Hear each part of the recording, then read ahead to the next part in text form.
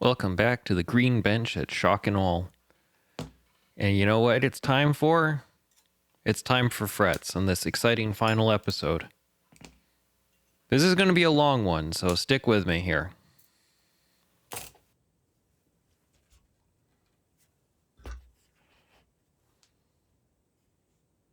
So this one's getting some Jescar stainless steel frets.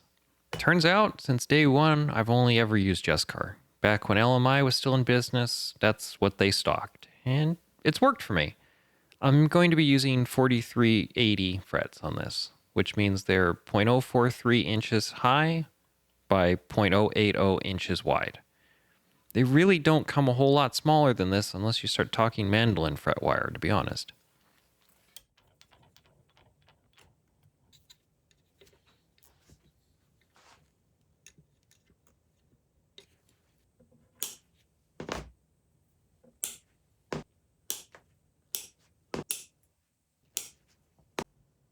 "21 stainless steel frets cut from 2 lengths of wire.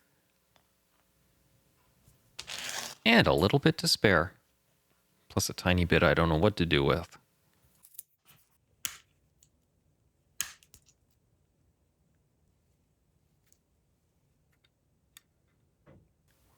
By the way, nipping the tangs off on stainless steel is no fun.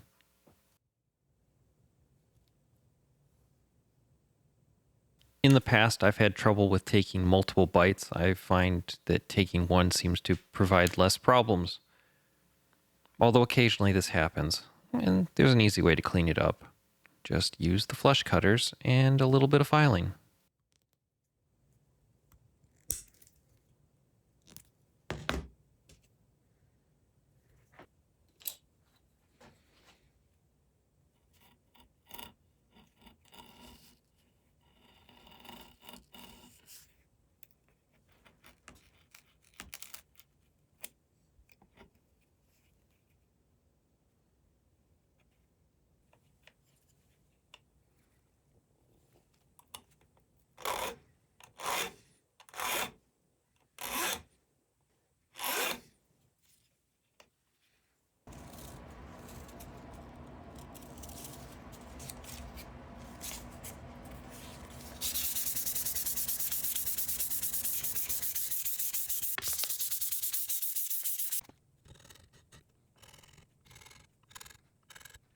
Watch how shiny this gets. There's a little arrow pointing to a good spot.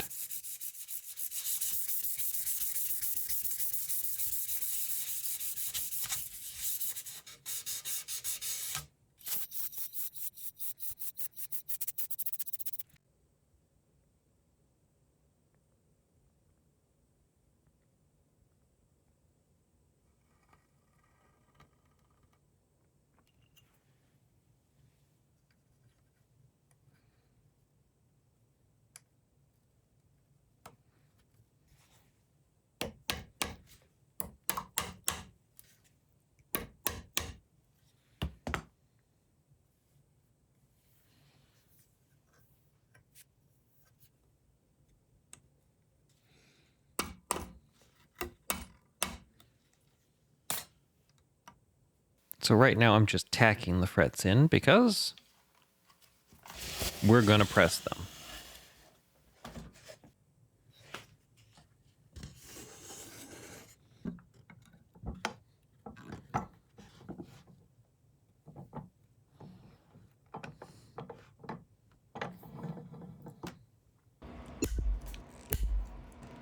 Nip the ends of some egregiously long ones and file a bevel.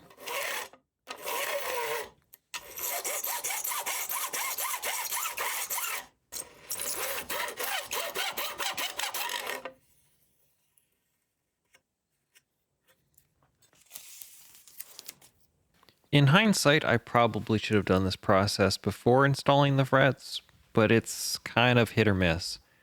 You either put the frets in first and have to tape around them, or you end up waiting and you run the risk of putting dents in your neck that you can't sand out because you've already applied the grain fill.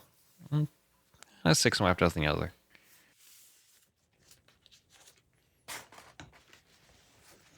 So while that dries, we're going to switch back to the body for a little bit.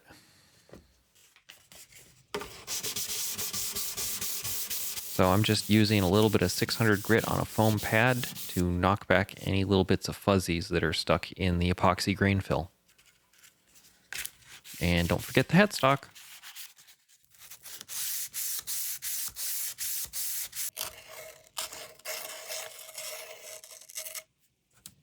Tape off the neck join so I don't get spray finish stuck in it. That would be real fun.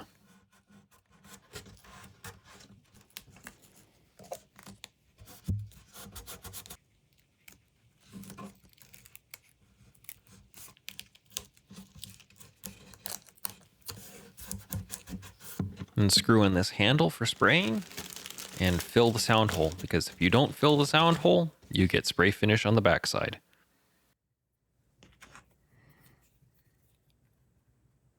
We're going to use the location for the tail strap button to screw in a small hook.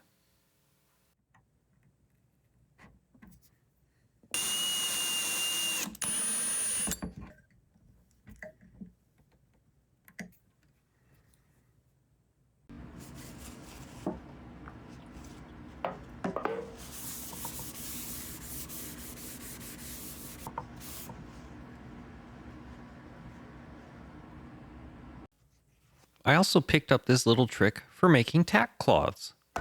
We're using some garbage shellac I've had for years.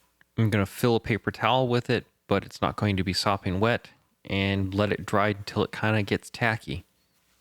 And congratulations, it's a tack cloth you don't have to care about. This is a sort of new finish to me. On the last build, I used this EM6000, but I had it in gloss. I've decided I want to try a satin finish on this. Now, the catch with a satin finish is you cannot polish them out afterwards. It just doesn't work.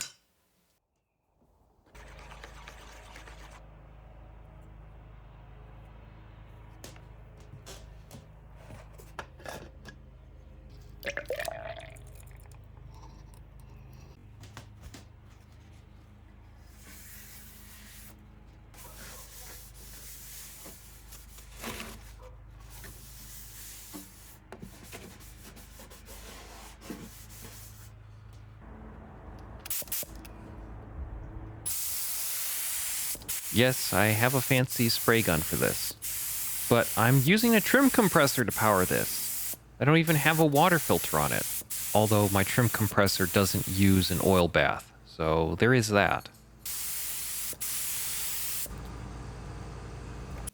So with the finishing done and dusted, now it's just a matter of pulling tape and a bunch of other small things. This feels like a perfect time to slip in some surprise sound samples. What do you think?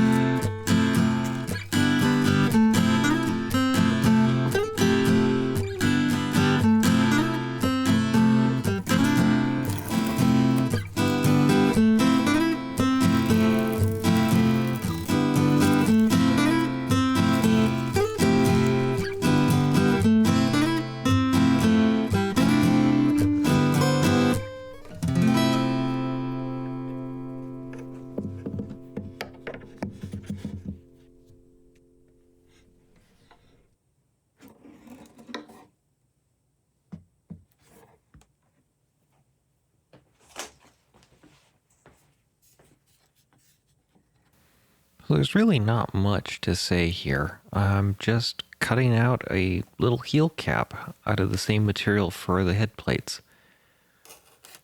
It's tempting to use all kinds of figured materials and crazy stuff all over the place, but one of the best ways to keep a design somewhat cohesive is restraint, actually. I have as much difficulty with that as I'm sure some of you do.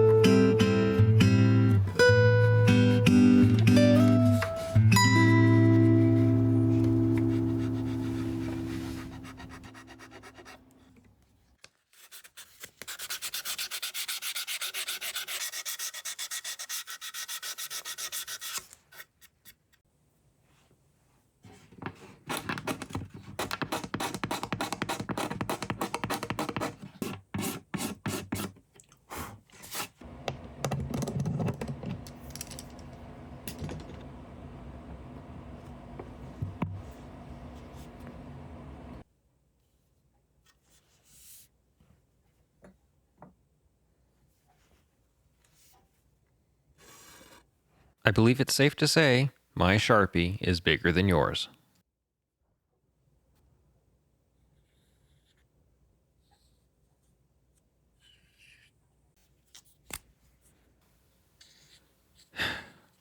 Well, maybe that'll come up.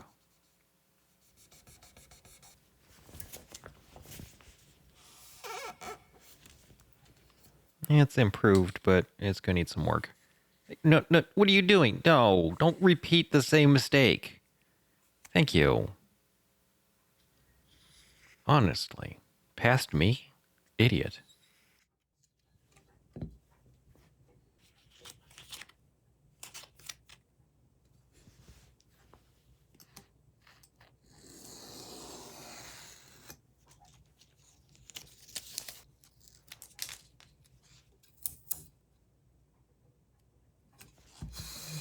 Listen closely for the little click.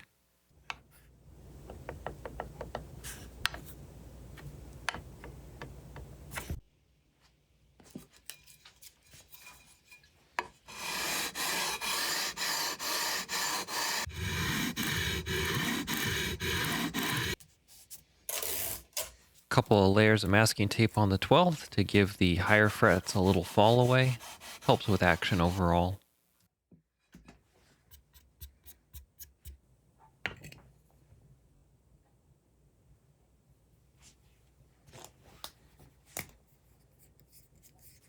Still hasn't learned from that mistake, apparently.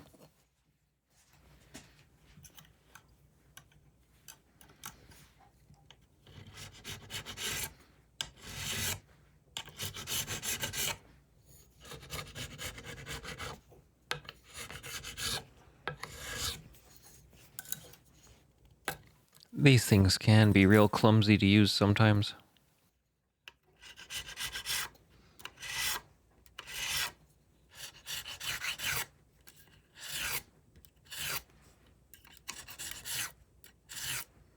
So I've switched up from the coarse cutting file to the fine cut.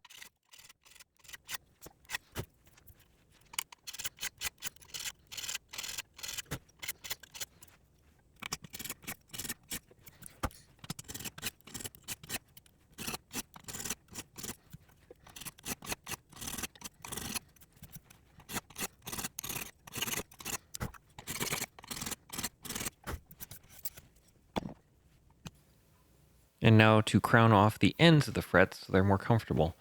You'll notice I'm using a sort of sweep motion. Anyways, time to pick up the pace. Hey, you skipped one! Come back!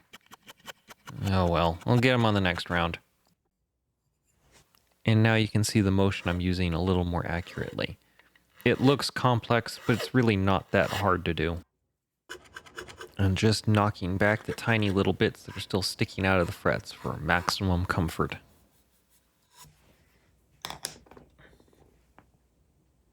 And now to sand out the facets.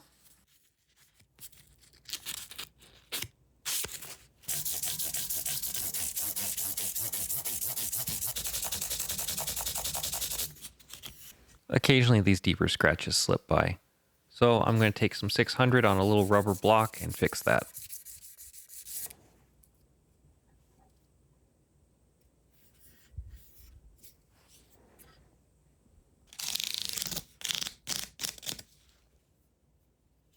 And now to clean up the gunk between the frets with one of these fret polishers. It seems to do a nicer job than the sandpaper did between the frets. I'm not sure why though.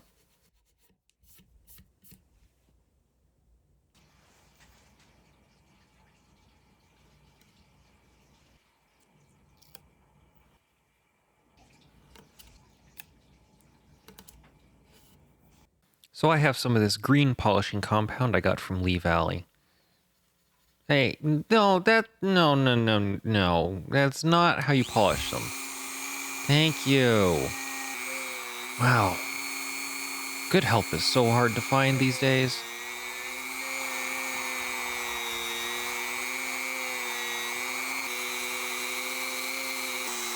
See, these frets get hot enough to melt the polishing compound like a crayon. Helps with dispensing.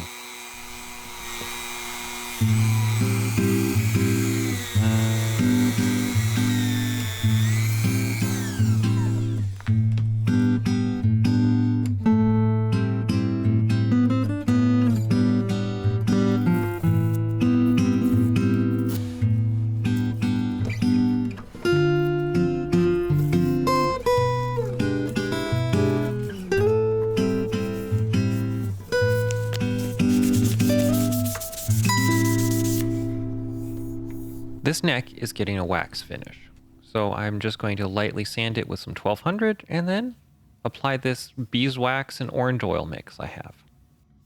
By the way, it smells really good, unless you hate oranges. But if you hate oranges, what are you doing here? And then a little bit of this Monte Presso stuff I picked up years ago.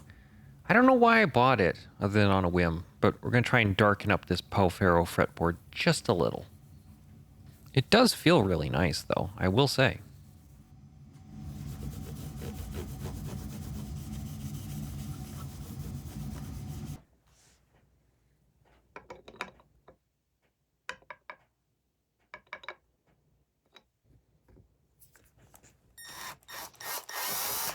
You know we're in the home stretch now when we start fitting tuners. I really do prefer using a step bit to get the initial sizing right, though. There's a lot less tear out.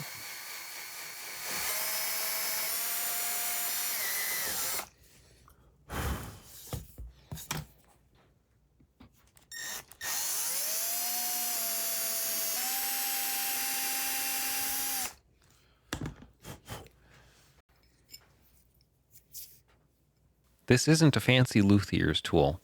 This is a $10 hardware store plumber's reamer. And I've used it since day one. It does the trick really well, actually.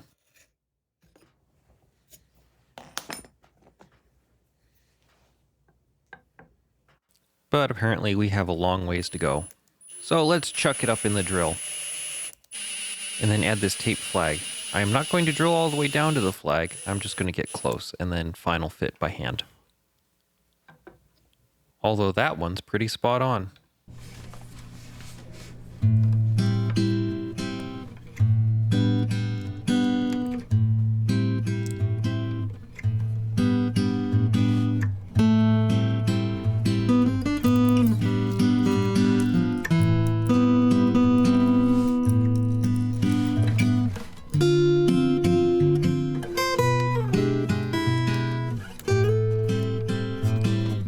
So just what size are these nuts anyways? 10 millimeters? How has that not been lost yet?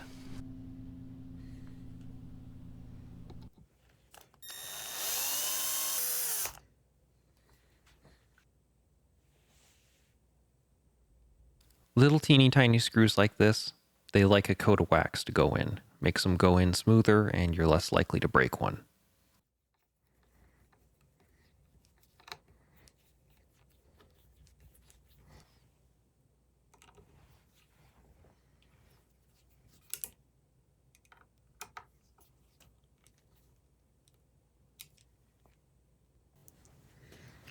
Okay, so a little something that caught my eye while I was working on this. First thing is, notice there's a little backlash in this tuner. Ugh. Get this one's tight, sloppy, a little bit of wiggle, no wiggle, no wiggle. So 3 out of the 6 tuners aren't exactly the tightest in the bunch. And if you notice, it's not just right.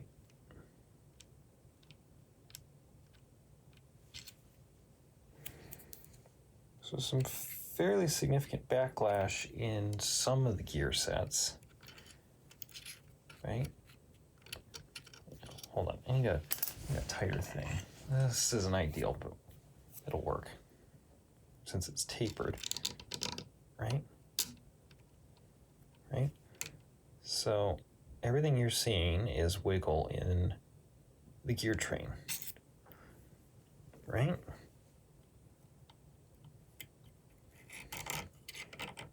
So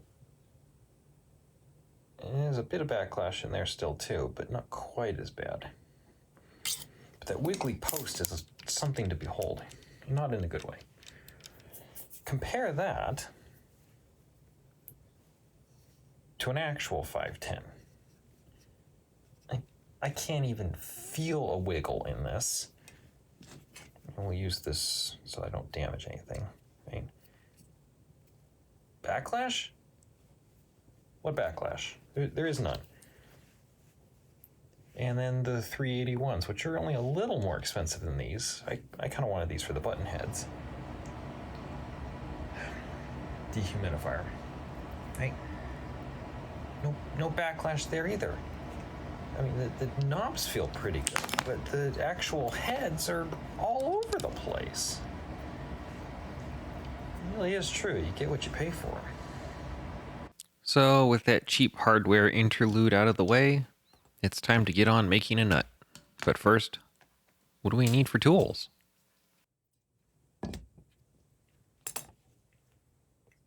Is that all? No, apparently not.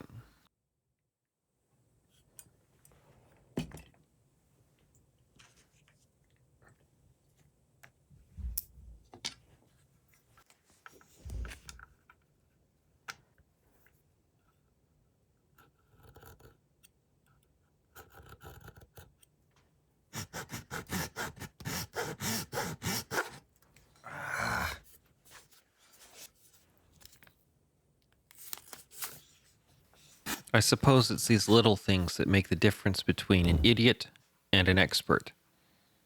I'm the idiot, definitely.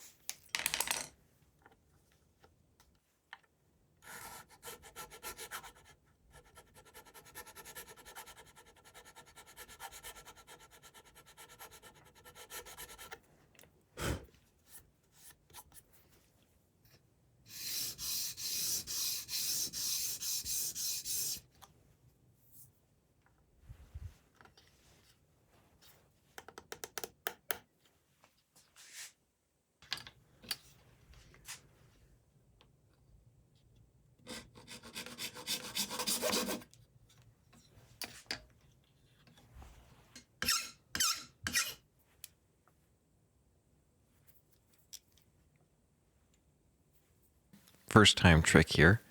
If I stack these two bars, the bottom one is the bottom of the nut slot because it's about as high as a fret wire, and the top does a good approximation of the top of the string. There's strong odds I don't really do things twice the same way. I'm always looking for new techniques, new improvements. Doing it the same way just gets boring.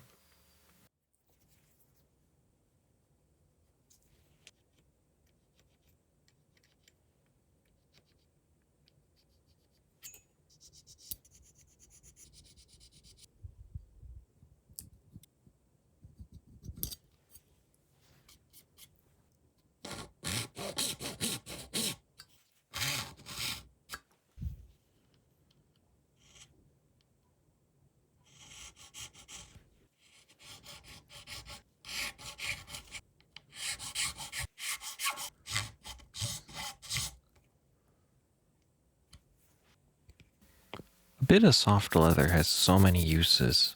Clamping calls, a slightly soft pad, you name it. The best place you can get leather? Well, steal it from your neighbor's couch or something. I'm just kidding. Don't actually do that.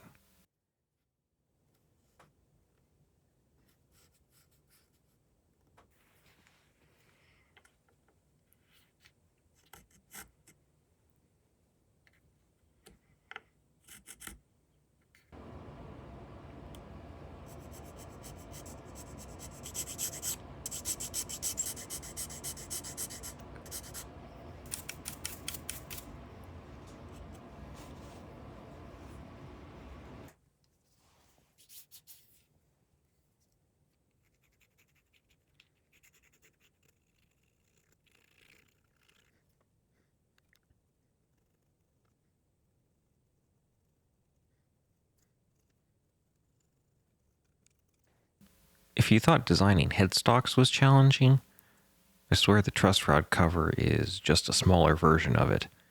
Also, pay attention to the direction of this one closely. See if you catch something I did.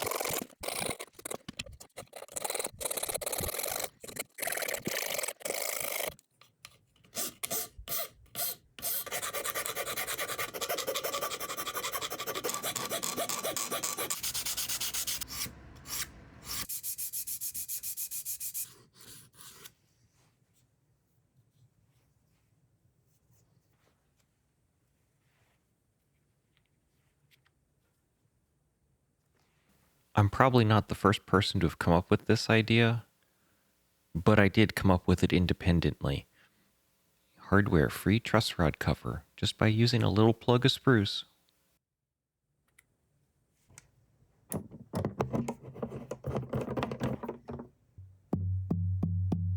That had a nice ring to it.